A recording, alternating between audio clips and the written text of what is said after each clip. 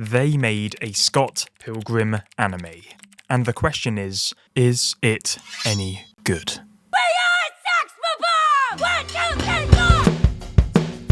Scott Pilgrim vs. the World. A great film made by the lovable director Edgar Wright, whose style is now pretty iconic. Originally, Scott Pilgrim was a comic book series made by Brian Lee O'Malley. Bringing the crazy energy from Edgar Wright's adaptation into the world of animation. Is Scott here? You know what? He just left. At the start of the show, we are thrown into a scenario which took a lot of people by surprise. Who did they cast to play Toronto? It's one of those things where you kind of need to get past the unconventional first episode in order to fully understand the story. Get past. That makes it sound like a chore.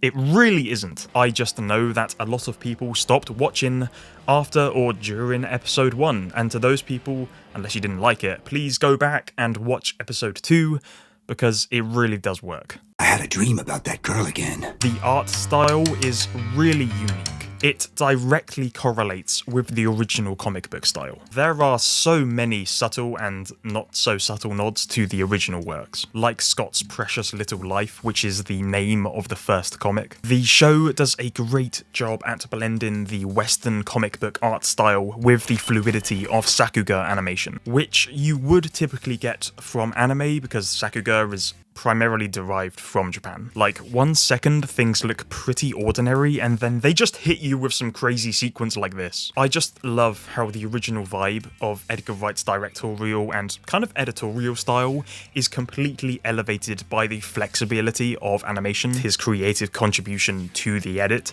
really goes hand in hand with the blocking of the actors in his films.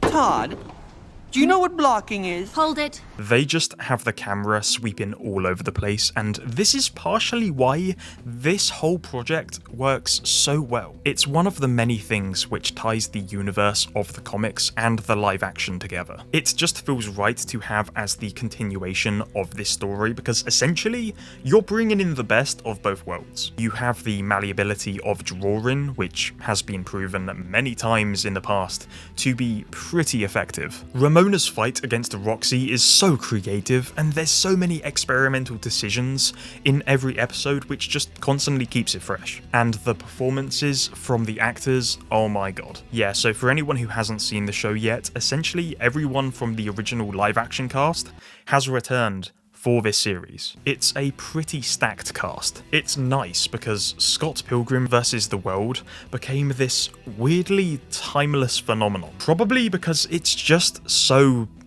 If you want to fight me, What? you're not the brightest. out there, and the cast of the live action stayed pretty great friends after the film wrapped. I mean, they did video calls together. It's all very cute. The interactions between these cast members really shine through in the vocals. You can just tell they're having such a good time. The idea of Chris Evans just standing in a booth pretending to be Lucas again after everything Chris has done in his career, like returning to this goofy character, it's just such a funny transition, and I think he just had a great time with it. Also, Lucas has a really great arc in this story. I really love him. And G-Man too.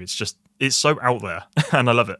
With how many characters that are in Scott Pilgrim, my only issue with the live action is they couldn't be fleshed out as much as we would have wanted. They show up, and Scott just kind of obliterates them, which, to be fair, is still pretty entertaining. But a series was definitely the right move for this story, and someone who 100% got their deserved screen time was, of course, Ramona Flowers. Anyone need another drink? I can't really see anyone else playing Ramona Flowers other than Mary Elizabeth Winstead. When she just rides around on her roller skates in the film, she kind of made Ramona this concrete person who only Mary could be. When I see Ramona in this series, I literally see Mary. In fact, this kind of goes for like all of the characters in this show. Not just because they're voiced by their previous actors, but when I watched Takes Off, I could actually picture it in live action and these actors making these exact movements and performing these tiny quirks which they themselves brought to the characters.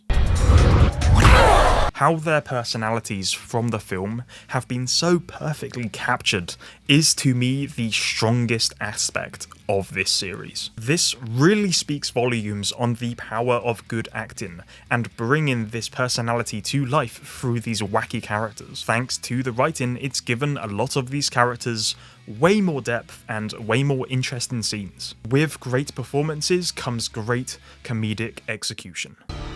Password. Whatever.